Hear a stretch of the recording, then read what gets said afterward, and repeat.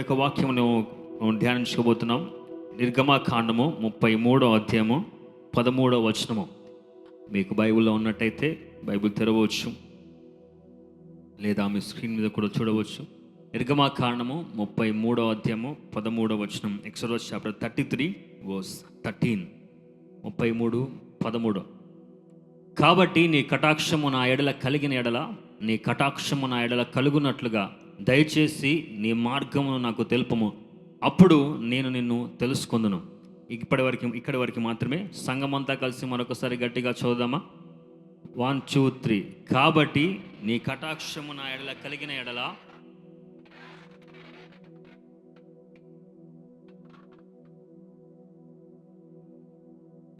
ఈ యొక్క సమయంలో ఇది మోషే దేవుడితో పలుకుతున్న మాట. నీ కటాక్షము నాపై ఉంచుము అని చెప్పేసి మోషే దేవుడితో మాట్లాడుతున్న సమయము. కొద్ది నిమిషంలో మీ అందరికి కూడా ఆలోచన నా వైపు ఉంచవలసిన కోరుకుంటున్నాం. మోషే చరిత్ర చాలామందికి తెలిసి ఉండవచ్చు, కొంతమంది తెలియక కూడా ఉండవచ్చు. ఎందుకు మోషే ఈ యొక్క మాట, నీ కటాక్షము నా వైపు ఉంచుము, నా ఎడల నీ ఎక్కడ కటాక్షం కలిగిన ఎడల, నీ కటాక్షం నా ఎడల కలుగునట్లుగా దయచేసి నీ మార్గం నాకు తెలుపము, అసలు ఈ యొక్క సందర్భం ఎందుకు వచ్చింది, ఆయన దేవుని కటాక్షం ఎందుకు కోరుకుంటున్నారు అని ఒక చరిత్రకి ఒకసారి వెళ్ళాలని నేను ఆశపడుతున్నాను. దాదాపు ఇప్పటి నుంచి 3600 సంవత్సరాల క్రితం, 3600 years బిఫోర్, ఒకానొక సందర్భంలో ఇశ్రాయేల్ ప్రజలు కూడా ఐగుప్తులో ఉంటున్న ఒక సమయంలో, శ్రమలు పడుతున్న సమయంలో, శ్రమ కాలంలో ఉంటున్న సమయంలో దేవుడు వారికి వాగ్దానం చేసినట్టుగా, అబ్రహాముకి వాగ్దానం చేసినట్టుగా వారి వాగ్దానం దేశం వైపు నడిపించాలని చెప్పి మోషే అనే ఒక నాయకుడిని ఎన్నుకుంటున్న ఆ సమయంలో ఫరో మగపిల్లలందరినీ కూడా చంపేవేయాలి అని ఆజ్ఞ బయలువెళ్ళిన ఆ సందర్భంలో పుట్టిన వ్యక్తి మోసెస్. ఒక రకంగా తన యొక్క లైఫ్ ప్రారంభం కంటే ముందు మరణ శాసనం పొందుకున్న వ్యక్తి. తన జీవితము ప్రారంభం కంటే ముందే మరణ శాసనం తన మీద ఉంది.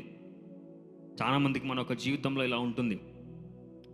ఈ యొక్క మాట మన ఇంట్లో కూడా అంటుంటారు, అసలు నువ్వు పుడతావని అనుకోలేదు, లేకుంటే నువ్వు చిన్నప్పటి సమయంలో చాలామంది దగ్గర ఈ సాక్ష్యం నేను వింటుంటాను. చాలామంది ఈ మాట చెప్తుంటారు, చిన్నప్పుడే ఏదో జరగవలసింది కానీ జరగలేకుండా ఉండడం, ఏదో మనకి ఆటంకం కలగవలసింది. ఇంకొంతమంది లైఫ్లో అయితే ఎక్స్పెక్ట్ చేయలేదు నువ్వు పుడతావన్న టైప్లో కూడా మాట్లాడిన వారు కూడా ఉంటారు. అని వాళ్ళు లైఫ్లో ఒక అన్సర్టనిటీ స్టేజ్ల సమయంలో ఆ యొక్క మోషే తను జననం పొందుకుంటున్నప్పటికే మరణ శాస్త్రముతో వచ్చిన వ్యక్తి. సంహావ్ దేవుని యొక్క కృపణ ద్వారా, కటాక్షం ద్వారా, అక్కడ ఉన్న ఒక పరిస్థితుల ద్వారా లోతుగా చరిత్రలోకి వెళ్ళట్లేదు, కానీ అక్కడున్న మంత్రస్థానంలో వల్ల వారు భయంతో, దేవుని భయంతో ఈ యొక్క వ్యక్తిని కాపాడారు. అక్కడికి ముగించింది. దాని తర్వాత తీసుకెళ్ళి నదిలో పడవేశారు. నదిలో పడవేసిన తర్వాత తను అక్కడ కూడా మరలా దేవునికి కటాక్షం, అక్కడ ఉన్న వ్యక్తిని కటాక్షం పొందుకొని ఫరో ప్యాలెస్ దగ్గరికి వచ్చారు. ఫరో ప్యాలెస్ దగ్గరికి వచ్చిన సమయంలో ఎప్పటికైనా ఫరో కళ్ళకు ముందుట ఈయన హిబ్రూడ్ అని కనబడతాడా, లేకుంటే కనబడ్డా ఆయన పరిస్థితి ఏంటిదని తెలియదు. 40 సంవత్సరంలో ఆయన ఉన్న ప్రయాణం అంతా కూడా ఇట్స్ నాట్ సో ఈజీ. ఎందుకంటే ఆయన ఆ కాల వ్యక్తి కాదు. మధ్యలో తన తండ్రిని కలుస్తున్నారు, మధ్యలో దేవుడి గురించి తెలుసుకుంటున్నారు, మధ్యలో తను హిబ్రూడ్ అని తెలుసు, ఇజ్రాయేల్ వాడని తెలుసు. ఆ సమయంలో కూడా ఆ యొక్క ప్యాలెస్లో ఎదుగుతూనే ఉన్నారు. సరే, ఎదిగారు, పొందుకున్నారు, అన్ని విద్యల్లో ప్రావీణుడయ్యారు. ఇంకా దేవుడి చిత్తం తన జీవితంలో ఏంటిదో కూడా తెలుసుకొని ఇప్పుడు ఆ చిత్తంని నెరవేర్చాలి, లేకుంటే ఆ చిత్తంని నేను చేయాలని చెప్పేసి బయటికి వెళ్ళి తన పనిని చేయడానికి ప్రారంభించినప్పుడు అనుకోకుండా ఒక వ్యక్తిని చంపేస్తారు. ఆ చంపేసిన ప్రక్రియలలో పక్కవారు తన మీద నింద కూడా మోపుతారు, నువ్వు నిన్న చంపేశావని చెప్పేసి. ఆ భయంతో మళ్ళా పరిగెడతారు. ఆ పరిగెత్తిన ఆ ఒక సందర్భంలో ఇంతకాలము నేర్చుకున్నది, ఇంతకాలము పడిన ఆ ఒక ఫిజికల్ డిసిప్లిన్ లేకుంటే, ఆయన పొందుకున్న ఒక తలాంతులు లేకుండా చేసిన ఒక ప్రయాణం అంతా కూడా మర్చిపోయి 40 సంవత్సరాలు మళ్ళీ అక్కడ గొర్రెల కాపరిగా ఉంటారు. ఈ గొర్రెల కాపరిగా ఉంటున్న సమయంలో దేవుడు తన 80వ ఏట మరలా పిలిచి నేను నీతో ఉంటానని చెప్పి వాగ్దానం చేస్తే, ఆ సమయంలో మోషే ఆ సమయంలో ఐ కెనాట్, నేను ఇంకా చేయలేను అన్నప్పుడు ఎంతో వాగ్విధం జరుగుతుంది. నిర్గమకాండం 3-4 అధ్యాయంలో మనం చూస్తాం.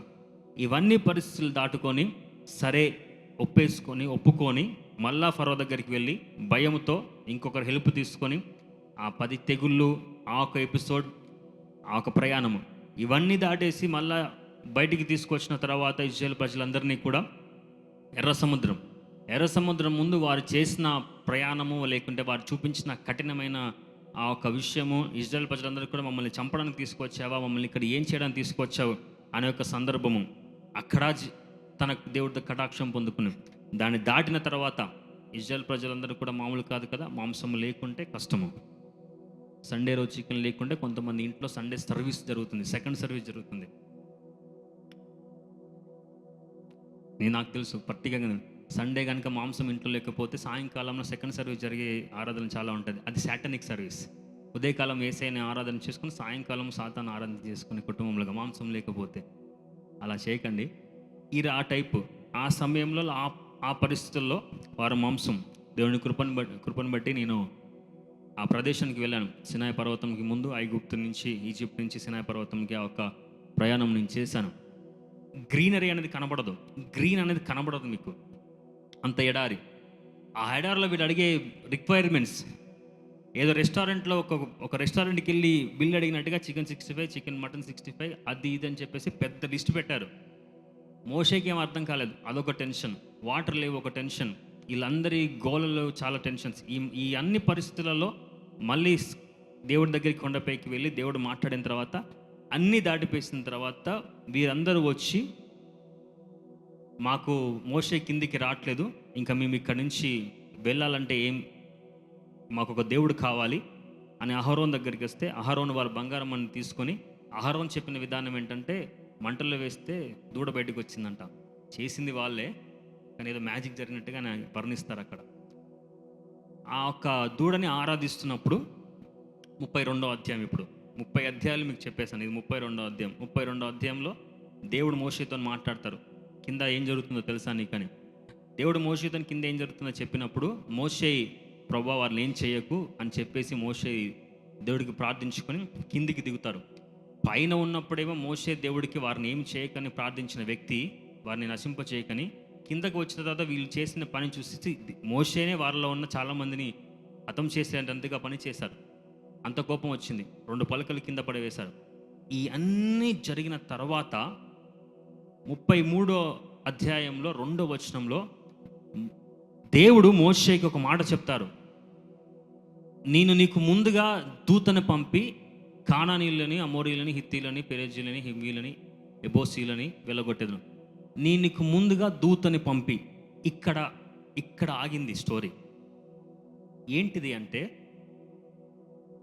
దేవుడు తన జననం కంటే ముందు నుంచి మరణ శాస్త్రం పొందుకున్న వ్యక్తి, తన తల్లి దగ్గర పెరిగిన వ్యక్తి, తన తెలియని ప్రజల దగ్గర పెరిగిన వ్యక్తి, ఎప్పుడు ఏమి జరుగుతుందా అని అర్థం కాని సమయంలో తన లైఫ్లో చేసిన ఒక తప్పును బట్టి పారిపోవాల్సిన పరిస్థితి, ఎప్పుడు మరణిస్తారో తెలియని పరిస్థితి, అన్నీ కోల్పోయి ముసలివాడైన తర్వాత కూడా మళ్ళా తిరిగి వచ్చి ఫరోతో యుద్ధం చేయవలసి, పోరాడవలసిన పరిస్థితి, ఇవన్నీ కాకుండా లక్షలాది మందిని ప్రయాణం చేయవలసిన పరిస్థితి, వారు చెప్పిన బాధలు, వారు చెప్పిన మాటలు, వారు చేసిన తృణీకరణ, వారు చేసిన అవమానాలన్నీ కూడా భరించుకొని వాళ్ళని ప్రేమించుకుంటూ ఇన్ని చేసిన తర్వాత లాస్ట్కి దేవుడు, ఇంకా నా వల్ల కాదు, నేను రాను, దూతను పంపిస్తాను.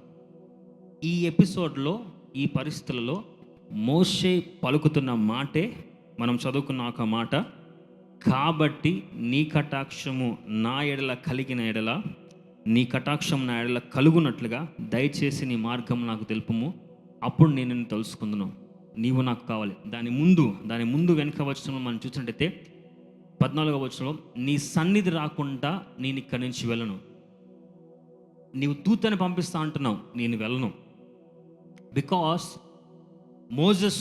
మోషేకి తెలుసు, ప్రయాణము ప్రారంభమైన రోజు నుంచి దాదాపు ఈ సంఘటన జరిగే సమయానికి అప్రాక్సిమేట్లీ మోషే యొక్క ఏజ్ 100, అప్రాక్సిమేట్ ఏజ్ 100, 90 నుంచి 100కి మధ్యలో, 100 సంవత్సరంలో, 100 సంవత్సరంలో చేసిన ప్రయాణం అంతా తనకి తెలుసు. ఈ సమయంలో గనక దేవుని కటాక్షము, దేవుని దయ నీవు నాతో రాకపోయిందైతే నేను ఏమీ చేయలేను. మనలో చాలామందికి రకాలమైన భయాలు ఉంటాయి. So many types of fear, చాలా రకాలమైన భయములు మన యొక్క లైఫ్ని కవరప్ చేసి ఆ భయం ఏం చేస్తుందంటే దేవుని యొక్క సన్నిధిని, దేవుని యొక్క ఆ యొక్క ప్రజెన్స్ని లేకుండే మనము వెళ్ళలేము, మనం చేయలేము అనే ఒక స్థితిగతికి తీసుకొస్తుంది. మోషే వచ్చిన ఆ స్థితిగతి, ఆయనకి అన్ని పరిస్థితులు తెలుసు, అన్నీ అనుభవించారు. ఇప్పుడు దేవుడు తన దగ్గరికి వచ్చి నా దూతని పంపిస్తా అంటే, నో, నీ దూత కాదు నాకు కావాల్సింది, నీవు కావాలి, నీవు రావాలి, నీ సన్నిధే నాకు ఉండాలి అనే ఒక పరిస్థితి, ఆ ఒక సిచ్యువేషన్ వచ్చినప్పుడు నీ కటాక్షము నాకు చూపించము. నువ్వు కటాక్షము చూపించినప్పుడు నేను మరణాన్ని తప్పించుకున్నాను. నువ్వు కటాక్షము చూపించినప్పుడు నేను నీ ఐగుప్తు ప్యాలెస్లో నేను ఉన్నా కానీ ఎదిగా. నువ్వు కటాక్షము చూపించినప్పుడు ఫరోతో యుద్ధం చేయగలిగా. నీవు కటాక్షము చూపించినప్పుడు ఎర్ర సముద్రంని కూడా పాయలు చేయగలిగా. నీవు కటాక్షము చూపించినప్పుడు ఈ యొక్క ప్రజలకి నేను మన్నాను కురిపించగలిగా, మాంసం పెంచగలిగా, వారికి కావాల్సిన ప్రతి సౌకర్యములు కూడా తీర్చగలిగా. నీవు ఇప్పుడు కటాక్షం చూపించకపోయినట్టయితే నాకు ఇంకా ప్రయాణం ఏమీ లేదు. అనేక రకాలమైన ఫియర్స్ మన యొక్క లైఫ్లో ఎప్పుడు కూడా ఉంటుంది. కొన్ని భయాలు మనం ఏమి చేస్తాయంటే దేవుణ్ణి మర్చిపోయేలాగా, లేకుంటే దేవుడి దగ్గర నుంచి దూరం అయిపోయేలాగా, లేకుంటే దేవుడి యొక్క కటాక్షంని కూడా మర్చిపోయేలా పరిస్థితికి మనం తీసుకొస్తూ ఉంటుంది. కొన్ని భయాలు మన యొక్క లైఫ్లో ఉన్నవన్నీ కూడా మనల్ని కన్ఫ్యూజ్ చేస్తుంది. కొన్ని భయాలు మన లైఫ్లో ఉన్నవన్నీ కూడా మనల్ని వేరే వేరే డిసిషన్స్ తీసుకోవడానికి వెళ్తుంది. కానీ మోషే తప్పుడు డిసిషన్స్ తీసుకోలేదు. దేవుడు చెప్పారు వెళ్ళమంటే వెళ్ళిపోలేదు, ఆగారు. ఈ యొక్క సమయంలో మన యొక్క లైఫ్లో జరుగుతున్న అనేకమైన పరిస్థితిని బట్టి క్విక్గా, వేగంగా, భయంతోనో, మనుషుల భయంతోనో, పరిస్థితుల భయంతోనో, మనకి రాదు అనే భయంతోనో, మనకి లేదు అనే భయంతోనో, లేకుంటే దేవుడు ఏమి చేయలేడనే భయంతోనో, ఒక ఫియర్ని బట్టి ఒక డిసిషన్స్ తీసుకోకండి. Just again step on to God once again and ask God, can you show favour on me? మరలా నీ కటాక్షం నాకు చూపించగలవా? మరలా నీ కటాక్షం నాకు చూపించగలవా? కొన్ని భయాలు మేము ముందుంచాలని ఆశపడుతున్నాం. ఆ భయాలు మన యొక్క జీవితంలో ఎన్నోసార్లు ఉంటుంది. ఆ యొక్క దేవుని యొక్క కటాక్షము ఆ భయాలన్నింటి నుంచి మనని అధిగమింపజేస్తుంది. ఒకవేళ మీరు ఇటువంటి భయంలో ఉన్నట్టయితే ఈరోజు దేవుడు మీతో పలికే లేకుండా చెప్పే మాట ఇదే, నా కటాక్షము నీకు తోడై ఉండి ఈ భయంలో నుంచి మిమ్మల్ని విడుదల చేస్తుంది. మొట్టమొదటిగా ఫియర్ ఆఫ్ అన్సర్టనిటీ, అనిశ్చయత వల్లే కలిగే భయము. అంటే ఏమి జరుగుతుందో తెలియదు. ఫియర్ ఆఫ్ అన్సర్టనిటీ, అనిశ్చయత వల్లే కలిగే భయము. ఏమి జరుగుతుందో తెలియదు, ఎటు వెళ్తామో తెలియదు, ఈ యొక్క డిసిషన్ తీసుకుంటే ఏమవుతుందో తెలియదు, ఈ పరిస్థితి నుంచి ఏమవుతుందో తెలియదు. నిర్గమకాండము 4వ అధ్యాయము 12వ వచనంలో మనం చూస్తాం, లేకుంటే నిర్గమకాండము 4వ అధ్యాయం మొత్తం కూడా మనం చూస్తాం. మోషే దేవుడి దగ్గరతో మాట్లాడుతున్నప్పుడు, నాకు ఇది రాదు, నాకు ఇది తెలియదు, నేను ఇక్కడికి వెళ్ళలేను, నేనేమి చేయలేను, నన్ను ప్రశ్న అడుగుతారు, నీవెవరో అడుగుతారు, నువ్వు ఎందుకు వచ్చావు అడుగుతారు. ఇన్ని క్వశ్చన్స్, ఇన్ని అన్సర్టనిటీ మధ్యలో ఆ ఒక్క పరిస్థితుల్లో మోషే తనకు నిల్చొని దేవాది దేవుడిని ప్రశ్నిస్తున్న ఒక సందర్భం. బికాస్ ఆఫ్ అన్సర్టనిటీ, అనిశ్చయత కలిగిన సందర్భంలో ఎవరైనా యొక్క పరిస్థితుల్లో ఉన్నారా? అనిశ్చయత కలిగిన సమయంలో, అనిశ్చయత ఉన్న సందర్భంలో అన్సర్టనిటీ ఆఫ్ మైండ్ సెట్ అదొక ఫియర్ లాగా మనకు లైఫ్లో అయిపోతుంది.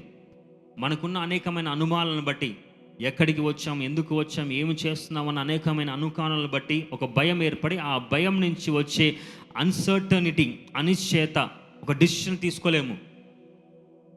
ఒక పర్టికులర్ డిసిషన్ తీసుకోవడానికి 100 సార్లు ఆలోచించాల్సిన పరిస్థితి, ఒక పర్టికులర్ డిసిషన్ తీసుకోవడానికి 1000 సార్లు ఆలోచించాల్సిన పరిస్థితి, ఒక మార్గానికి వెళ్ళాలంటే 100 సార్లు ఆలోచించాల్సిన పరిస్థితి. మీలో అనేక మంది ఇలాంటి పరిస్థితుల్లో ఉన్నారు. You can't take 1 decision 1 time. ఒకటే సమయానికి 10 డిసిషన్లు తీసుకునే వారు ఉంటారు. ఒకటే సమయానికి 10 నిర్ణయాలు మనసులో వస్తుంటాయి. ఇది చేయాలా, లేదంటే ఇంకోటి చేయాలా, అది చేయాలా, ఇంకొకటి చేయాలి, ఇది చేస్తే ఏమవుతుంది, అది చేస్తే ఏమవుతుంది అని రకరకాలమైన కన్ఫ్యూజన్స్.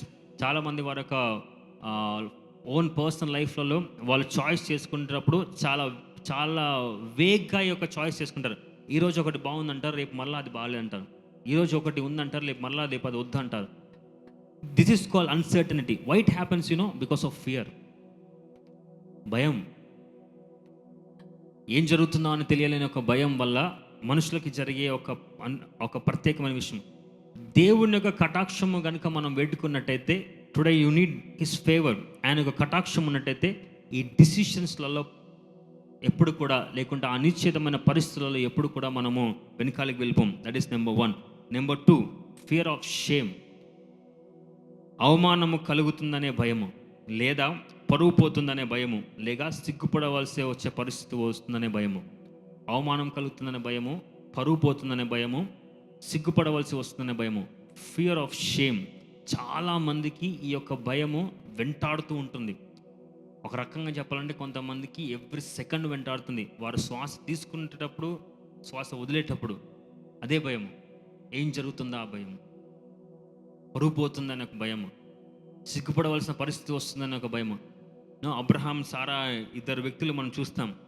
వారు ప్రయాణం అయిపోయి దేవుడు పిలిచిన తర్వాత వారు వెళ్ళిపోయారు. ఆ వెళ్ళిపోయిన సందర్భంలో ప్రయాణము చేస్తూ ఎంతో ప్రయాణం అయిపోయిన తర్వాత ఒకానొక సందర్భంలో ఆదికాండం 15వ అధ్యాయము 2-3 వచనాలు మనం చూస్తాం. అబ్రహాముకి ఎంతో ఇంకా కోపము, వేదన, అన్ని ఫ్రస్ట్రేషన్స్ అన్నీ కూడా వచ్చేసి అందుకు అబ్రహాము, ప్రభువైన యెహోవా నాకు ఏమి ఇచ్చిననేమి, నేను సంతానము లేని వాడనై పోవచ్చున్నానే. దమస్కు ఎలియాజరే నా ఇంటి ఆస్తికర్తరగుడు కదా. మరియు అబ్రహాము, ఇదిగో నీవు నాకు సంతానం ఇవ్వలేదు గనుక నా పరివారంలో ఒకడు నాకు వారసుడగునని చెప్పగా, ఆ చాప్టర్ మొత్తం, అధ్యాయం మొత్తం చదివినప్పుడు హీ వాస్ కంప్లీట్లీ, ఆయన యొక్క పరిస్థితి అంతా కూడా, ఇతను నాకు వారసుడు అవుతారు, అతను నాకు వారసుడు అవుతారు, నా నిజమైన వారసులే, నాకు సంతానం ఇవ్వలేకుండా పోయావు అనే ఒక సిగ్గుపడవలసిన పరిస్థితి వస్తుంది, పరువు పోయే పరిస్థితి వస్తుంది, అవమానం చెప్పవలసిన పరిస్థితి వస్తుంది. చాలామంది అవమానం పొందుకుంటామని చెప్పేసి ఇంటికి కూడా వెళ్ళరు. అవమానం పడుతున్నామని చెప్పేసి వారి యొక్క గృహంలోకి వెళ్ళరు, వాళ్ళ బంధువుల దగ్గరికి వెళ్ళరు, వారి స్నేహితుల దగ్గరికి వెళ్ళరు. అవమానం పడుతుంది, లేకుంటే సిగ్గుపడవలసిన పరిస్థితి వస్తుందని చెప్పేసి అనేకమైన సమయంలో చాలా రకాలమైన భయము. సారాకి కూడా ఇటువంటి ఫియర్ ఆఫ్ షేమ్ ఎదురైంది. ఆ షేమ్ పరిస్థితి ఏమిటంటే, అబ్రహాంకి చాయిస్ ఇచ్చింది సారానే. మరొక వివాహం గురించి, లేకుంటే తన యొక్క దాసులను వివాహం చేసుకోవడం గురించి ఇచ్చింది తనే. కుమారుడు కావాలని చెప్పింది తనే. కుమారుడు పుట్టారు కూడా. ఇప్పుడు సారాకి ఒక 16వ అధ్యాయంలో మనం చూస్తాం, సారాకి ఇప్పుడు ఒక రకమైన సిగ్గుపడవలసిన పరిస్థితి, పరువు పోయే పరిస్థితి. తాను ఇచ్చిన సజెషనే కావచ్చు, but that fear of shame will mess up everything. చాలా రకాలమైన ఒక పరిస్థితిని తీసుకొస్తుంది, చాలా రకాలమైన అవమానం తీసుకొస్తుంది. నాకు ఒకనొక స్నేహితులు ఉన్నారు, దాదాపు ఆల్మోస్ట్ ఆల్ ఇన్ 2016 or 2017కి వచ్చేప్పటికీ ఆయనకి అప్పటికే చాలా వయసు. ఆ వయసులో మేము ప్రతి హాలిడేస్కి ఇంటికి వెళ్తున్న సమయంలో ఒకసారి ఒక మాటని అడిగాను, నువ్వు ఇంటికి వెళ్ళగా నేను ఎప్పుడు చూడలేదు, నువ్వు ఇంటికి వెళ్ళవా? నాకు ఇంటికి వెళ్ళాలంటే భయం. యాక్చువల్లీ అది భయం కాదు, అది shame. If you are not overcoming the shame, ఆ ఒక ఫియర్ ఆఫ్ షేమ్, సిగ్గుపడవలసి వస్తుందనే భయము, పరువు పోతుంది అనే ఒక భయము, లేకుంటే అనేకమైన మనుషులు ఏదో మాట్లాడుకుంటారనే ఒక భయము, వేరే వారు ఏదో మాట్లాడతారనే ఒక భయము, ఈ భయాలన్నీ కనుక మనకు జీవితంలో ఆ ఒక పరిస్థితిలో ఉన్నట్టయితే we will never go forward. దానికి దేవుని కటాక్షం అని కావాలి. ఏ వ్యక్తి మీదైతే దేవుని యొక్క కటాక్షం ఉంటుందో, దేవుని యొక్క ఫేవర్ ఉంటుందో, ఆ ఒక వ్యక్తి ఇది అధిగమిస్తారు, ఫియర్ ఆఫ్ షేమ్ని అధిగమిస్తారు. For what shame? దేని నిమిత్తమే సిగ్గు, దేని నిమిత్తమే పరుపోతుందని భయము, దేని నిమిత్తం అవమానపడతామని భయము, దేని నిమిత్తం నింద మోస్తామనే భయము. Can you show one person in this world that he is perfect? ఒక్క వ్యక్తిని చూపించగలరా? నా స్నేహితుడు ఎవరైతే నేను చెప్పానో ఇంటికి వెళ్ళాలని చెప్పేసి అతనితో నేను ఒక క్వశ్చన్ అడిగాను, మీ ఊర్లో అప్రాక్సిమేట్గా ఎంతమంది ఉంటారు? 2000 నుంచి 3000 మంది ఉంటారు. యావరేజ్గా ఎన్ని కుటుంబములు ఉంటాయి? దాదాపు ఒక 50 కుటుంబములు, మేబీ 70 కుటుంబములు ఉంటాయి. నాకు ఒక విషయం చెప్పు, ఈ 70 కుటుంబముల దగ్గరికి వెళ్ళు, వారి యొక్క జీవితంలో కష్టమో లేకుంటే అవమానం లేని ఏదైనా ఉందా? మనుషులకి టైం లేక మన గురించి మాట్లాడుకుంటారని మనం భావిస్తాం. మీకు తెలుసా, సిగ్గుపడే పరిస్థితి మ్యాక్సిమంగా, పరుగు పోతుందనే పరిస్థితి మ్యాక్సిమంగా జనరల్గా ఏమి ఉండదు. మన యొక్క హ్యూమన్ నేచర్లో ఎప్పుడు కూడా మనకున్న అలవాటు ఏమిటంటే, మొత్తం అందరు నా గురించే మాట్లాడుకుంటున్నారు,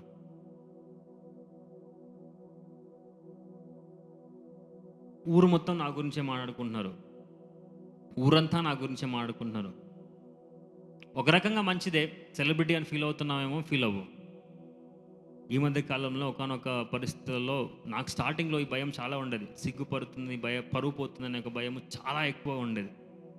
దేవుడు ఆయన ఫేవర్, ఆయన కటాక్షం ద్వారా తర్వాత విడుదల చేసిన తర్వాత ఈ మధ్య కాలంలో ఒక వ్యక్తి నా దగ్గరికి వచ్చి, నీ గురించి ఇతను ఇలా మాట్లాడుతున్నారు అది ఇది అంటే, నేను అటెన్షన్ బట్టి నేను ఏదో పని చేసుకుంటున్నాను, చెప్పింది మళ్ళీ మళ్ళీ చెప్తాను, విను ఇతని గురించి ఏదో మాట్లాడుతున్నాను, ఇతని గురించి ఏదో మాట్లాడుతున్నాను అంటే వెంటనే అటువైపు తిరిగి నేను ఒక మాట చెప్పాను.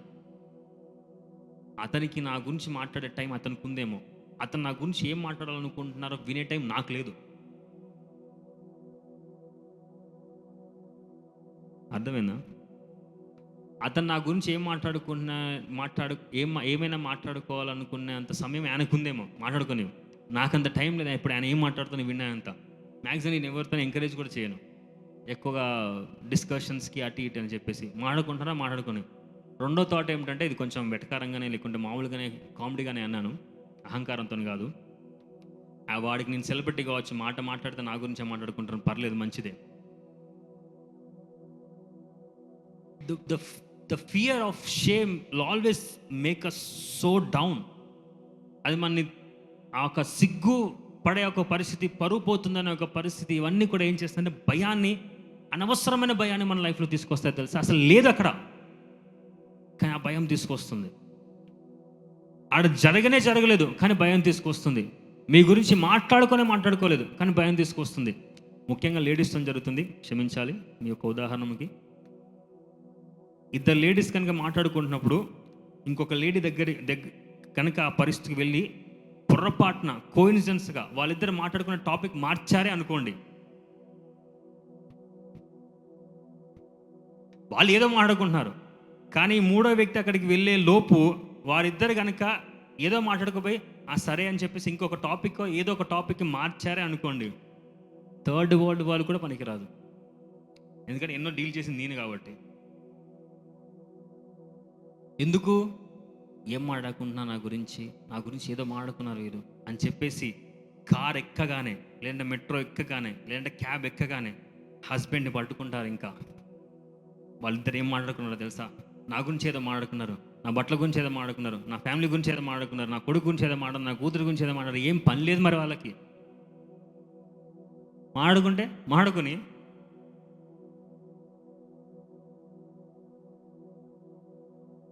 ఫియర్ ఆఫ్ షేమ్, భయము, it will take out your peace, చాలా పీస్. అబ్రహాముకి సారాకి అదే భయము. నా గురించి ఏమనుకుంటారు. ఎందుకంటే అబ్రహాము ఎప్పుడో 5 ఏళ్ల ముందు ప్రయాణం ప్రారంభించారు. ఎక్కడికి వెళ్తున్నా దేవుడు పంపించారు అని చెప్పుకుంటూనే వచ్చారు. ఎందుకు పంపించారు? నాకు ఒక కుమారుడు ఇస్తాడు. ఇప్పుడు కుమారుడు ఇవ్వకపోయే పరిస్థితి వచ్చేసరికి అబ్రహాముకి ఫ్రస్ట్రేషన్ వచ్చేసింది. దేవా, ఏం జరుగుతుంది ఇక్కడ? నా పరువు పోయింది. నీ పరువు వెయిట్ ఎంత? క్వశ్చన్. అబ్రహాంను ఒకళ్ళు క్వశ్చన్ అడుగుదాం అనుకుంటున్నాను నేను. ఒకళ్ళు కలిస్తే నీ పరువు వెయిట్ ఎంత? సరే, మీకు క్వశ్చన్, మీ పరువు వెయిట్ ఎంత? మీ పరువు బరువు ఎంత? ఓకే, చాలా మందికి అర్థం కాలేదు. మీ పరువు బరువు ఎంత? అర్థమైందా? ఇంటికి వెళ్ళి కొలవండి ఒకసారి. లేదంటే మనకున్న ఒక అవమానంలో బరువు ఎంత? పరువు అంటే మేబీ తెలుగులో కొంచెం వాళ్ళు స్టేటస్ అవన్నీ కూడా చూసుకుంటారు కాబట్టి సరే, ఆ పదం తీసేద్దాం. మీకున్న అవమానానికి బరువు ఎంత? ఎన్ని అవమానాలు ఉన్నాయని ఒక బరువు ఎంత? కేజీ లెక్కలు కొలుసుకోవచ్చా? It's just a fear. సంబంధం లేని దేవుడు డైరెక్ట్గా అబ్రహాం దగ్గరికి వచ్చి, నేనున్నా, ఐఎమ్ దేర్. ఆయన నీకు కటాక్షం చూపించడానికి సిద్ధపడుతున్నప్పుడు, ముదువెచ్చేంత వరకు నేను ఎత్తుకునేవారు దేవుడు అయినప్పుడు, నీ యొక్క జీవితంలో వాగ్దానం ఎప్పుడు నెరవేర్చాలో అని చెప్పేది దేవుడు అయినప్పుడు, మీకు ఎప్పుడు కుమారుడు ఇవ్వాలి, ఎప్పుడు బిడ్డని ఇవ్వాలి, ఎప్పుడు కెరియర్ని సెటిల్ చేయాలి, ఏ టైంలో సెటిల్ చేయాలి, ఎప్పుడు మీ స్థాయిని పెంచాలి, ఎప్పుడు మీ జీవితంలో ఆశీర్వాదం రావాలి, ఎప్పుడు మీకు వివాహం జరగాలి, ఎప్పుడు మీ యొక్క లైఫ్ సెటిల్ కావాలి, ఎప్పుడు ఉన్నత స్థాయిలకు తీసుకువెళ్ళాలి, ఎప్పుడు కాణానికి తీసుకువెళ్ళాలి అనేది తెలిసింది ఆయనకన్నప్పుడు, సృష్టించింది ఆయన అయినప్పుడు, పరువు ఆయనదే అయినప్పుడు, పోయే పరువు కూడా ఆయనదే అయినప్పుడు మీకేమిటి భయం? బ్రహ్మ, ఇది నాది, పోరాటం నాది, ఎన్నుకుంది నేను, తీసుకువచ్చింది నేను, తీసుకువెళ్తుంది నేను. అందుకే మోషే దేవుడితో ఈ మాట అంటారు, ఐగుప్తులో నుంచి నువ్వు ఇక్కడ వరకు తీసుకువెళ్ళ 33వ అధ్యాయం, అదే అధ్యాయంలో ఆ కటాక్షము అడిగే ముందే ఈ యొక్క సంఘటన జరుగుతుంది. నీవు కనుక ఇక్కడ ఈ ప్రజల్ని కనుక ఇక్కడ వదిలేసినట్టయితే నీ పరువే పోతుంది. మోషే ఇప్పుడు తెలివి కలవాడయ్యాడు. ఆయన చిన్నప్పటి నుంచి వచ్చిన ప్రయాణం వేరు, ఇప్పుడు ప్రయాణం వేరు. 33వ అధ్యాయం 32వ అధ్యాయంలో మోషే దేవుడితో మాట్లాడుతున్న సమయంలో నీ పరువే పోతుంది. Will God allow it? దేవుడు దానికి అంగీకరిస్తారా? ఆయన పరువు పోయేంత పరిస్థితిని దేవుడు తీసుకొచ్చుకుంటారా? ఆయన వాగ్దానం నెరవేర్చుకోకుండా ఆయన యొక్క స్థితిగతులను ఆయనే మార్చుకుంటారా? ఆయన ప్రణాళికలు ఆయన మారుస్తారా? ఆయన మాట ఆయన మారుస్తారా? ఆయన యొక్క వాక్యము మారేదా? ఆయన యొక్క వాక్యము తీసివేసేదా? సిగ్గుపడతాము అనేది, అవమానం చెందుతాము అనేది, పరువు పోతుంది అనేది కేవలం ఒక భయం మాత్రమే. Just a fear. సమయాన్ని బట్టి నేను వేగంగా వెళ్తాను. మూడోదిగా, థర్డ్లీ, ఫియర్ ఆఫ్ ఫ్యూచర్. భవిష్యత్తు నిమిత్తమైన భయము, భవిష్యత్తు నిమిత్తమే భయము. యెహోషువ గ్రంథము 1వ అధ్యాయము 9వ వచనంలో ఈ యొక్క మాట ఉంటుంది. నేను నీకు ఆజ్ఞాపించినాను కదా, నిబ్బరము కలిగి ధైర్యముగా నుండుము, దిగులు పడకము, జడియకము, నీవు నడుచు మార్గమన్నిటిలో నీ దేవుడని యెహోవా నీకు తోడైండును. ఆ దేవాది దేవుడు యెహోషువ యొక్క హృదయంని అర్థము చేసుకొని పలికిన మాట, నేను నీకు ఆజ్ఞాపించినాను కదా, నిబ్బరము కలిగి ధైర్యంగా ఉండము, దిగులు పడకము, జడియకము. ఎందుకు యెహోషువకి దేవుడి మాట చెప్పాల్సిన పరిస్థితి వచ్చిందంటే, యెహోషువ అంతవరకు ఉన్న పరిస్థితులు వేరు, ఇక ముందు రాబోయే పరిస్థితులు వేరు. ఆయనకి భవిష్యత్తు నిమిత్తమైన భయము.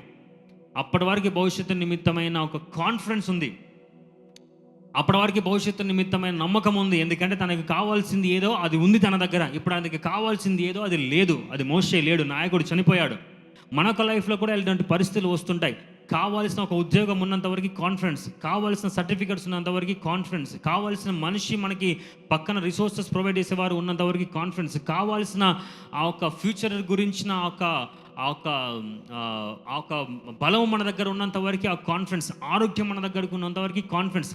ఒక్క విషయం కనుక తప్పినట్టయితే, ఒక దగ్గర కనుక మనం మిస్ అయినట్టయితే, ఒక మనిషిని మనం కోల్పోయినట్టయితే, లేదంటే ఒక రిసోర్సెస్ మనం కోల్పోయినట్టయితే, ఏదైనా ఆస్తి మనకు ఎక్కడైనా మిస్టేక్లో కోల్పోయినట్టయితే, ఏదైనా పరిస్థితుల్లో మనం తడబడినట్టయితే, భవిష్యత్తు గురించిన భయము వెంటనే. ఒక ఎగ్జామ్ మనకు ఫెయిల్ అయిపోయినట్టే వెంటనే.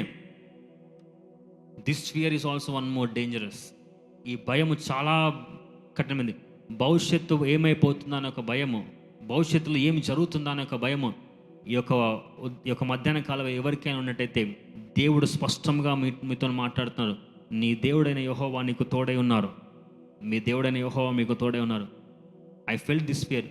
నాకు భవిష్యత్తు నిమిత్తమైన భయం ఎంతగా ఉండింది అంటే, దాదాపు 3 మాసంలో ఒక గది నుంచి బయటికి రాకుండా ఒకటే గదిలో కూర్చున్నాను. ఒకటే గదిలో 3 మాసంలో కూర్చున్నాను. భయం. నా తండ్రిని నేను కోల్పోయిన సందర్భంలో నాకు ఆ భయం వేసింది. సో ఆ భయం ఉన్నప్పుడు యెహోషువ అటువంటి పరిస్థితి. నాయకుడు లేడు, రెస్పాన్సిబిలిటీస్ చాలా ఉన్నాయి, వెనకాల నడిపించవలసిన చాలా ఉంది. ఇక్కడి నుంచి ఏమైపోతుంది, ఇక్కడి నుంచి ఏం జరగబోతుంది? This fear will make us so much of anxieties in our life. ఆ భవిష్యత్తుని గురించిన భయము మనకి అసమాధానాన్ని, అనేకమైన ఆలోచనల్ని, అనేకమైన థాట్స్ని, అనేకమైన నెగిటివ్ థాట్స్ని, ఇవన్నీ కూడా మనకు లైఫ్లో నుంచి తీసుకువచ్చి మనందరినీ కూడా కృంగదీయడానికి తీసుకొస్తుంది. సాతాను దానికి అడిషనల్గా మన చుట్టుపక్కల ఉన్న పరిస్థితులు అలాంటివి ఇంకా క్రియేట్ చేసుకొని తీసుకొస్తారు కూడా. అదే సమయంలో మనకి వేరే టెన్షన్స్ వస్తాయి, అదే సమయంలో వేరే పరిస్థితులు వస్తాయి. దేవాది దేవుడు మీకు తోడై ఉన్నారు. ఆ దేవుడు మీకు తోడైనంత వరకు, ఆ దేవుని యొక్క కృప మీకు తోడైనంత వరకు, ఆయన కటాక్షం మీకు తోడైనంత వరకు యూ విల్ బీ సక్సెస్ఫుల్. మీరు విజయం పొందుకుంటారు. భవిష్యత్తుని గురించిన భయము వద్దు. తల్లి గర్భంలో రూపించబడిన మొదలుకొని నిన్ను రూపించబడినాను, నిన్ను తీసుకువెళ్తానని చెప్పిన ఆ దేవుడు మాట మాత్రం మార్చక ఎల్లప్పుడూ కూడా జరిగించు వారై ఉన్నారు. 5వదిగా, ఫలితమును గురించిన భయము. ఫియర్ ఆఫ్ అవుట్కమ్,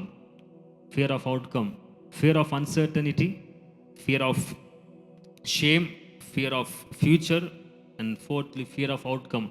ఫలితమును గురించిన భయము.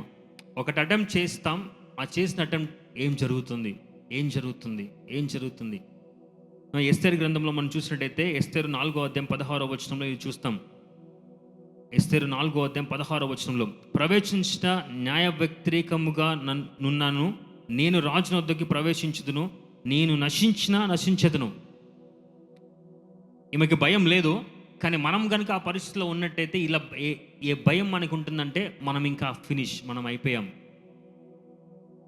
ఎస్తేర్ ఆ భయం అధిగమించింది ఆఫ్ కోర్స్. కానీ మనకున్న పరిస్థితుల్లో when we fear for outcome, ఎందుకంటే ఎస్తేర్కి లోపలికి వెళ్ళినప్పుడు ఏం జరుగుతుందో తెలియదు, అవుట్కమ్ ఏమొస్తుందో తెలియదు.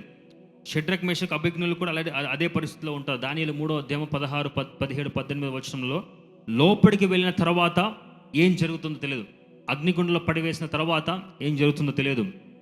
వారి మాట చెప్తారు కూడా, మమ్మల్ని అక్కడి నుంచి కాపాడడానికి మా దేవుడు సమర్థుడు, శక్తివంతుడైన, కానీ ఆయన కాపాడకపోయినా పర్లేదు అనేక సందర్భంలో వారు మాట్లాడతారు. వారికి అవుట్కమ్ ఏంటో తెలియదు. వీరిద్దరు భయం లేకుండానే అది ఎదుర్కొన్నారు. కానీ మన జీవితంలో అవుట్కమ్ గురించిన భయము చాలా ఎక్కువ.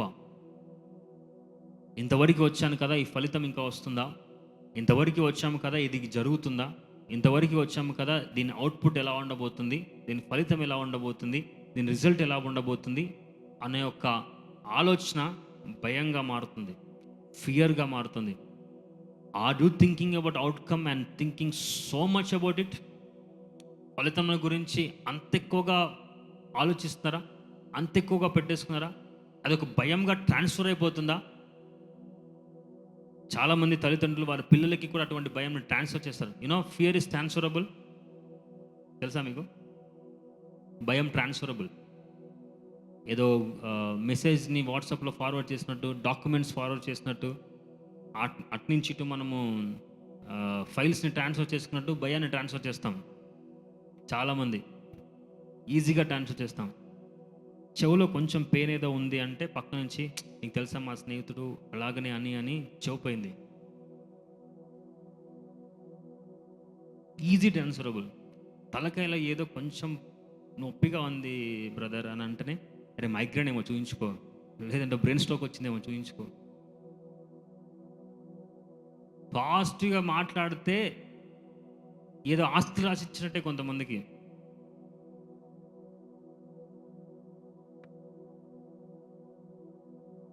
ఎప్పుడు చూసినా ఫలితం గురించిన ఒకటే, ఒక పని చేస్తే దానికి ఫలితం, ఒక పని చేస్తే దానికి ఫలితం, ఒక పని చేస్తే దాని అవుట్కమ్. అది మంచిగా జరుగుతుందా జరగదా అన్న విషయం అన్నీ కూడా పక్కన పెట్టి, you have to be a person, you should do your work, that's all. మీ పని మీరు చేయాలి. దేవుడు బైబిల్లో ఎక్కడైనా మీరు చూపించండి, ఏ సందర్భంలో చూపించండి, ఏ వ్యక్తినైనా చూపించండి, పని చేయమన్నాడు. కానీ పని చేసిన తర్వాత దాని గురించిన కాన్సెప్ట్ ఏమైనా మాట్లాడారా? అసలు మోషేతోనే మాట్లాడారా? అన్నిటికంటే మోషే అయితే హైలైట్ కాంటెక్స్ట్. నువ్వు కానాన్కి నీ ప్రజలు నడిపిస్తావు అని చెప్పేస్తారు. కానానికి నడిపించారు. కానానికి వెళ్ళే ముందే close.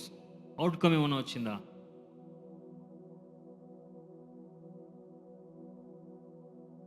God has his own ways and purpose. దేవుడికి తన యొక్క ప్రణాళిక, తన యొక్క విధానం ఎప్పుడు కూడా ఉంటుంది. ఆ విధానంలో, ప్రణాళికలో ఫలితం గురించిన ప్రయాణం ఎప్పుడు కూడా దేవుడిదే. ఫలితం గురించి ఆలోచించిన ఎప్పుడు కూడా దేవుడిదే. ఆ ఒక మనస్తత్వం కనుక మనకు జీవితంలో మనం పెట్టుకున్నట్టయితే, I did my work, God will do the rest.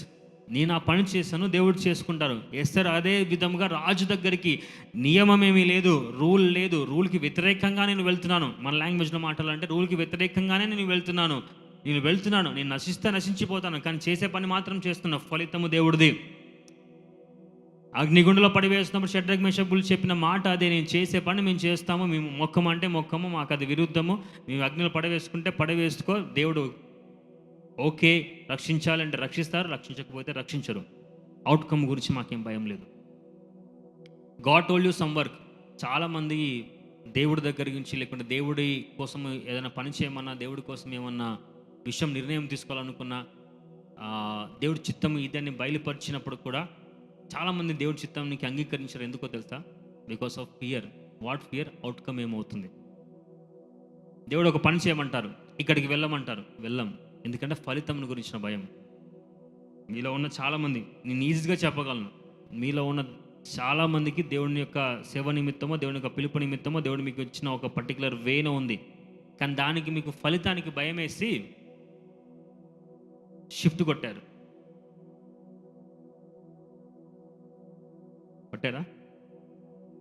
Because outcome మీద భయం. ఏమైపోతామో భయం. అదేదో దేవుడు సాడిస్ట్ అయినట్టు తీసుకొచ్చి ఎక్కడన్నా ఏమన్నా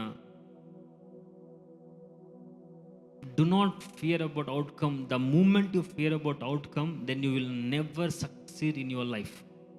ఫలితం గురించి మీరు అధికంగా పెట్టేసుకొని, దేవుడి కంటే ప్రయారిటీగా అది పెట్టేసుకొని, దేవుడి కటాక్షం కంటే ప్రయారిటీగా అది పెట్టుకొని, ఏదో జరుగుతుందని ఒక ఆలోచన కనుక మీ యొక్క లైఫ్లో అది ఒక భయంగా కూర్చుకుందంటే దేవుడి యొక్క ఫేవర్ని కనుగొనడం అసాధ్యము. మోషే, అందుకే ఇవన్నీ కూడా మోషే ఉదాహరణే. నీ కటాక్షము నా ఎడల కలిగి ఉండని ఎడల, నీ కటాక్షం నాకు కలుగునట్లుగా నాకు నీ మార్గం తెలియజేయము. నాకు ఫలితం గురించిన భయం లేదు, నన్ను సిగ్గుపోతుందనే భయం లేదు, పరువు పోతుందనే భయం లేదు, నాకు ఇది జరగట్లేదని భయం లేదు, నాకు భవిష్యత్తు గురించి భయం లేదు, ఇదే భయం లేదు. నాకు నీ ఫేవర్ కావాలి, నాకు నీ కటాక్షం కావాలి. నీ కటాక్షం నా ఎడలో ఉన్నట్టయితే నేను కనుగొంటాను, నిన్ను కనుగొంటే అది నాకు చాలు. If we know God, that is good. ఐదోదిగా fear of life or fear of death. మరణమును గురించిన భయము లేకుంటే జీవమును గురించిన భయము. 1 సామ్యుయేలు 20:3 ఈ యొక్క మాట ఉంటుంది. అయితే యెహోవా జీవముతోడు, నీ జీవముతోడు నిజంగా నాకును మరణమునకును అడుగు మాత్రమే ఉందని ప్రమాణము చేయగా. ఇది దావీదు చెప్తున్నారు. దేవుడు సౌలుతో మాట్లాడుతున్న సందర్భంలో దావీదు అక్కడున్న సందర్భంలో చెప్పిన మాట, నాకును మరణానికి అడుగు దూరం మాత్రమే ఉంది. 13 సంవత్సరంలో దావీదు మరణంకి ఒక అడుగు దూరంలో ప్రయాణం మొత్తం చేశారు. ఆయన ఒక ప్రయాణం అంతా ఒకటే అడుగు. That means death is following him in 1 step. ఒక అడుగు దూరంలో ఒక మరణం వెంటాడింది. ఈ వెంటాడుతున్న మరణం అన్నింటినీ కూడా భయంతో తన ఒక జీవితంలో వెళ్ళబుడించుకుంటూనే ఉన్నారు. కానీ దేవుడికి కటాక్షం మాత్రమే ఆయన మీద ఎప్పుడు కూడా ఉంది. ఈ యొక్క సమయంలో జీవంని గురించి లేకుంటే జీవితం గురించిన భయం ఉందా? Is fear of life so much? మన యొక్క లైఫ్ని గురించి అధికంగా ఆలోచించి, అధికంగా థింక్ చేసి, టూ మచ్ ఆఫ్ థాట్స్ని అందులో పెట్టి, టూ మచ్ ఆఫ్ విషయాలు పెట్టి చాలామందికి ఒక భయం ఉంటుంది. మరణం గురించిన భయం చాలామందికి ఉంటుంది. మరణిస్తానేమో అని. కొంతమందికి కళలను బట్టి, కొంతమందికి అనేకమైన చెడు ఆలోచనలు బట్టి, కొంతమందికి వాళ్ళ లైఫ్లో జరిగిన కొన్ని సంఘటనలు బట్టి ఏదో అయిపోతుంది, నా జీవితం ఏదో అయిపోతుంది. దేవుని కృపను బట్టి చెప్తున్నాను, మీ జీవితం ఏమీ కావట్లేదు, మీరు బాగానే ఉన్నారు. నమ్మట్లేదు కదా? You are good. You tell I'm good. నేను బాగానే ఉన్నాను. ఒక్కరి నోట్ల నుంచి కూడా విశ్వాసం లేదనుకుంటా. నేను బాగానే ఉన్నాను, గట్టిగా నేను బాగానే ఉన్నాను. లేకుంటే దేవుడిలో నేను బాగానే ఉన్నాను. You are good. You are really good. చూడండి ఎంత అందంగా ఉన్నారు అందరూ. మీకు ఫ్యామిలీ ఉన్నా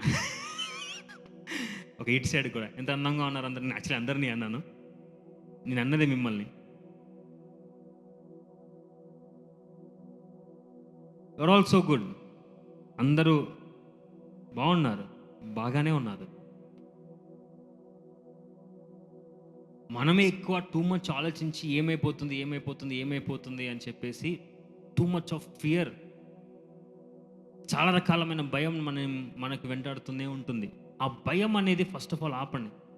ఏం జరుగుతుందో అనే ఒక భయము మీకు పెద్ద శత్రువు తెలుసా? ఏం జరుగుతుందే అనే ఒక ఆలోచన మీకు పెద్ద శత్రువు. That itself is big enemy to you.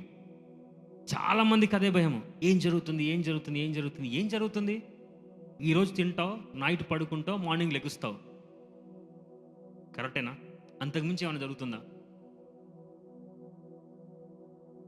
ఎవరైనా మీ వెనకాల AK-47 తీసుకొచ్చి టపటపడు.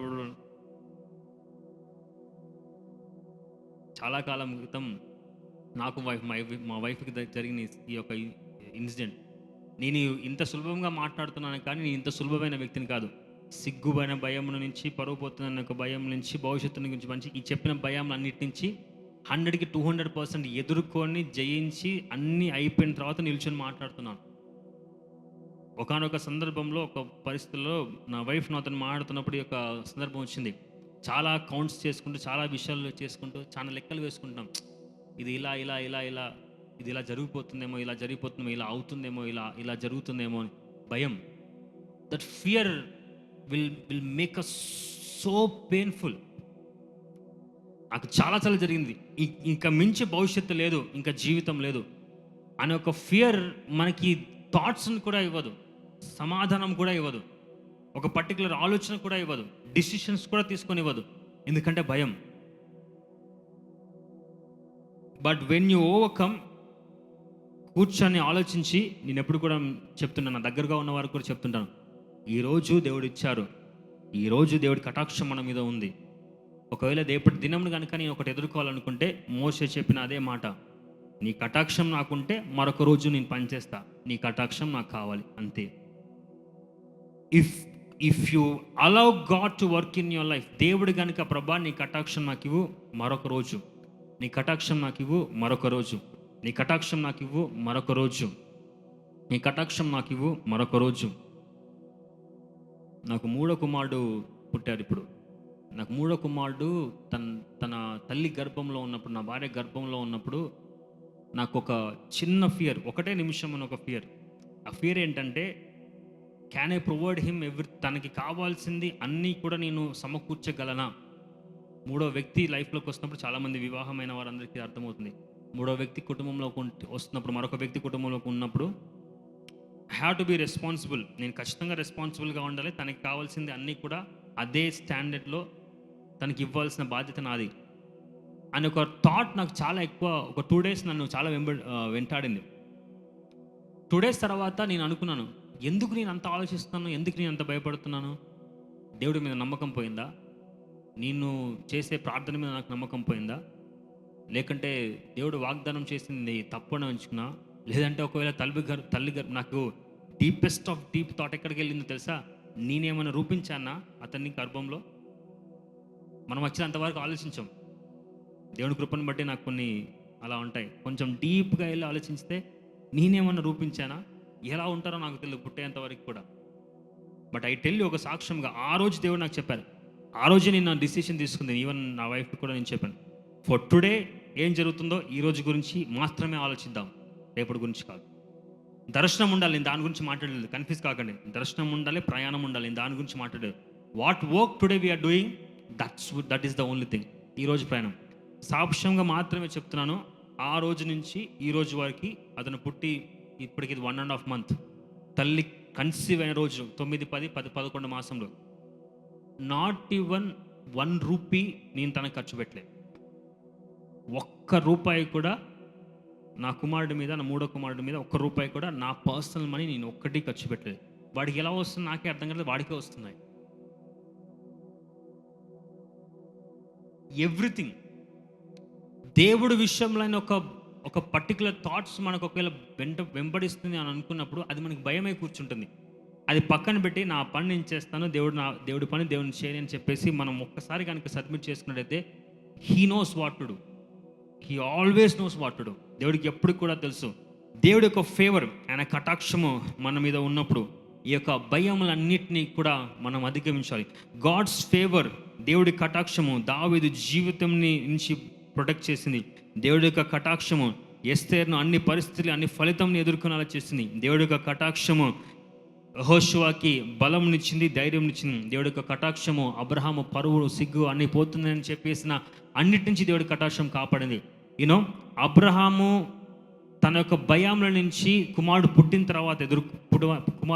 తర్వాత భయం పోలేదు. కుమారుడు పుట్టకముందే భయం పోయింది తెలుసా? అబ్రహాము దేవుడు కుమారుడు అనుగ్రహించింది 20వ అధ్యాయం లేకుండా 21వ అధ్యాయం. కానీ 18వ అధ్యాయంలో ఎప్పుడైతే దేవుడు అబ్రహాం దగ్గరికి వచ్చారో అదే సమయంలో అబ్రహాము యొక్క భయం లేదు. అబ్రహాం ఇప్పుడు సేవకుడయ్యాడు, ఆరాధకుడయ్యాడు, దేవుడు సేవ చేసేవారయ్యారు, కానీ కుమారుడి గురించి అడగలేదు. నాకు చాలా ఇష్టమైన అధ్యాయం అది. ఎందుకంటే ఆయన దేవుడిని చూసిన వెంటనే, దేవుని సన్నిధిలోకి వచ్చిన వెంటనే ఆయన చేసింది సేవ. Not even 1 word Abraham will not speak. 15వ అధ్యాయంలో దేవుడితోని గొడవ పెట్టుకునేంత వరకు వెళ్ళిన అబ్రహాము 18వ అధ్యాయంలో దేవుడితో ఒక్క మాట కూడా మాట్లాడు కుమారుడు గురించి. దేవుడే ఇస్తారు వాగ్దానం. ఎందుకంటే ఇప్పుడు అబ్రహాంకి పరువు నిమిత్తమై భయం పోయింది, సిగ్గు నిమిత్తమై భయం పోయింది, ఫలితం నిమిత్తమై భయం పోయింది, మరుసటి రోజు ఏం జరుగుతుందని భయం పోయింది. ఇప్పుడు కేవలము దేవుడు దేవుడు దేవుడు, only God, he is the lord. ఆయననే సృష్టికర్త అయిన దేవుడు పక్కన ఉండగా, సృష్టించిన దేవుడు పక్కన ఉండగా, ఆకాశ నక్షత్రములను సృష్టించిన దేవుడు పక్కన ఉండగా, సముద్రంకి తీరులు పెట్టిన దేవుడు పక్కన ఉండగా, ఈ భూమిని పుదాములు వేసిన దేవుడు పక్కన ఉండగా, ఈ భూమండలంని సృష్టించిన దేవుడే పక్కన ఉండగా, జగత్ పునాది వేయక ముందు నన్ను నా గురించి ఎరిగిన దేవుడే నా పక్కన ఉండగా, నాతో నడిచే వ్యక్తే నా పక్కన ఉండగా, నన్ను మరణం తర్వాత ఆయన సన్నిధిలో కోట్లాది సంవత్సరంలో ఉంచుకునే దేవుడే నా పక్కన ఉండగా, నా యొక్క తల వెంట్రుకల్లో ఒక్కటైనా కూడా పలిపోకుండా ప్రతిదీ కూడా లెక్కించిన దేవుడే నా పక్కన ఉండగా, what I am fearing for? దేని గురించి? దేవుడు తానే ఉన్నప్పుడు దేని గురించి? దేవుడు తానే ఉన్నప్పుడు దేని గురించి?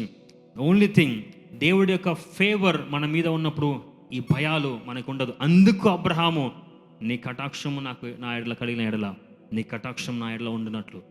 వాడి యువర్ ఫేవర్, ఇంగ్లీష్లో ఆ పదము కూడా చదవాలనుకుంటున్నాను. If I found favour in your sight, please show me now your ways that I may know you in order to find favour in your sight. నాకు నీవు తెలవాలి, నా గురించి నాకు నీ గురించి తెలియాలి. నీ గురించి నాకు తెలిసినప్పుడు, నీ కటాక్షం నా మీద కలిగినప్పుడు, నీ కటాక్షం నాకు తోడైనట్టయితే నీ మార్గం అన్నింటిలో నేను ఉంటాను, నేను ముందుకు కొనసాగించబడుతూనే ఉంటాను. But who will receive God's favour? ఎవరు దేవుడి యొక్క, నీ ఒక మాట చెప్పి నేను ముగించాలనుకుంటాను. భయము పోవాలంటే దేవుడి కటాక్షం ఉండాలి. దేవుడి కటాక్షం కలిగేది ఎవరికి అంటే, 1 పేతురు 5వ అధ్యాయము 5వ వచనము, దేవుడు అహంకారాలను ఎదిరించి దీనులకి కృపను గ్రహించేవారు.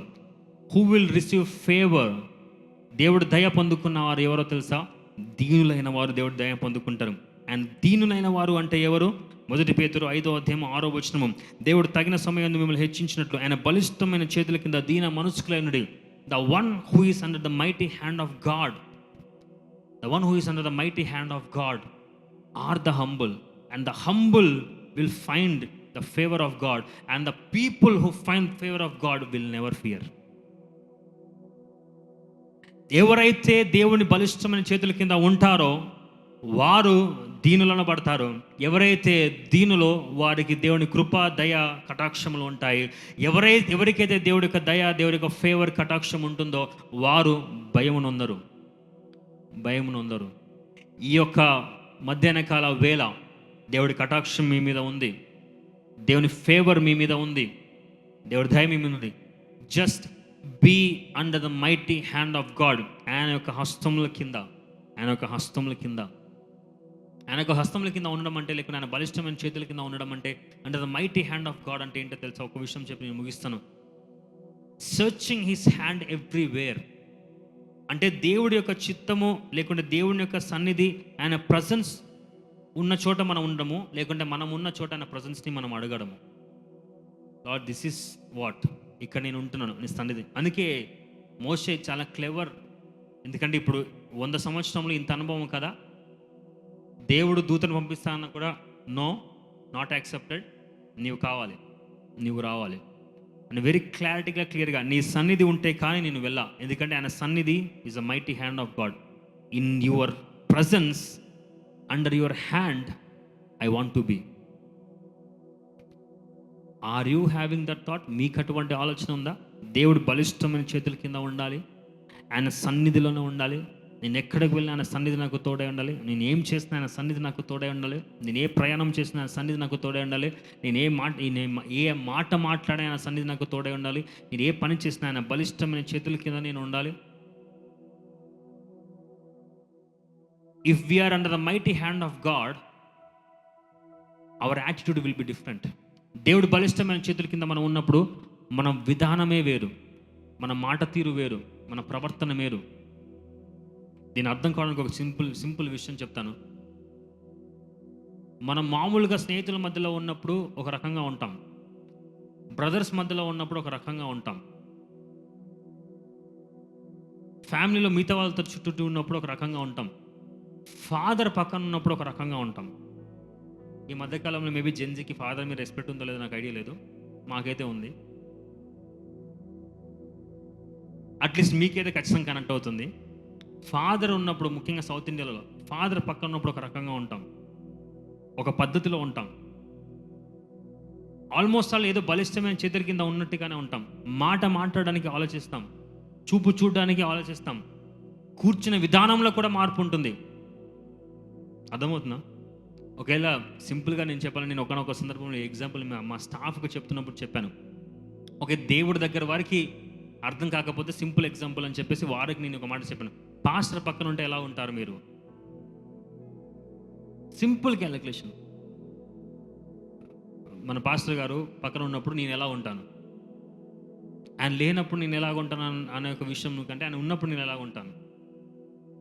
మాట మాట్లాడడానికి ఆలోచిస్తాం, పని చేయడానికి ఆలోచిస్తాం, ఏదన్నా ఈవెన్ తడబడకుండా కొన్ని విషయంలో మనం ఆలోచించకుండా మాట్లాడకుండా ఉండడం, చాలా పద్ధతిగా చాలా క్లారిటీగా ఉంటాం. అందుకు చాలామంది యూత్ నేను పక్కన ఉన్నప్పుడు ఒకలాగా ఉంటారు. నేను అసలు మెయిన్ కాన్సెప్ట్ మర్చిపోయాను. నా పక్కన ఉన్నప్పుడు కొంతమంది పరిశుద్ధులకి అతి పరిశుద్ధులుగా కూడా ఉంటారు.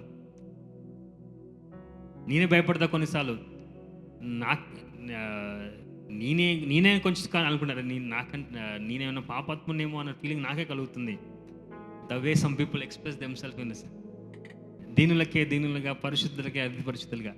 నేను మామూలుగానే అంటున్నాను, nothing personal. Because we revere, నేను తప్పుగా మాట్లాడేది, వి రెవర్. మనం రెవరెన్స్ ఇచ్చినప్పుడు ఏం జరుగుతుందంటే జాగ్రత్తగా మాడతాం. నేను చాలాసార్లు చూస్తూ ఉంటాను, స్నేహితులైనా వేరైనా, ఒక నేను పక్కన ఉన్నా కూడా, నేను జస్ట్ నాకు ఉదాహరణ గురించి నా గురించి చెప్తాను. నేను పక్కన ఉన్నా కూడా కొంతమంది ఒకరి మీద ఒకరు వారి యొక్క ఫేస్లో కనబడుతుంది. కొంతమందికి తిట్టేంత కోపం వస్తుంది పక్కవాడిని, వాడు ముందే ఉన్నవాడిని, కానీ తిట్టలేరు, ఎందుకంటే నేనున్నాను.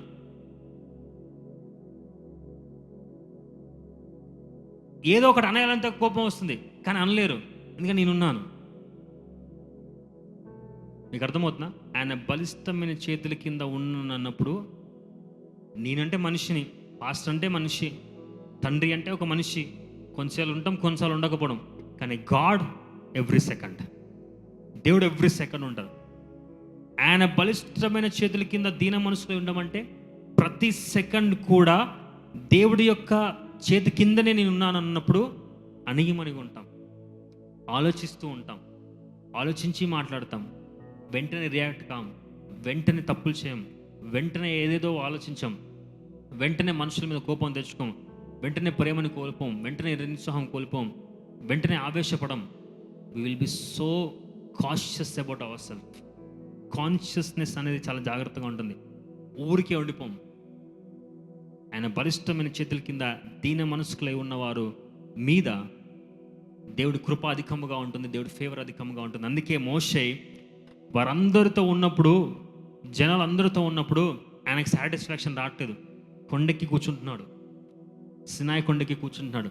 ఎందుకంటే ఇక్కడ వేరు, నేను నీ చేతుల కింద ఉండాలి. I want to be under your mighty hand so that I can be humble, so that I can get your favour. ఆయన బలిష్టమైన చేతుల కింద దీన మనసుకులై ఉన్న ఒక మోషేకి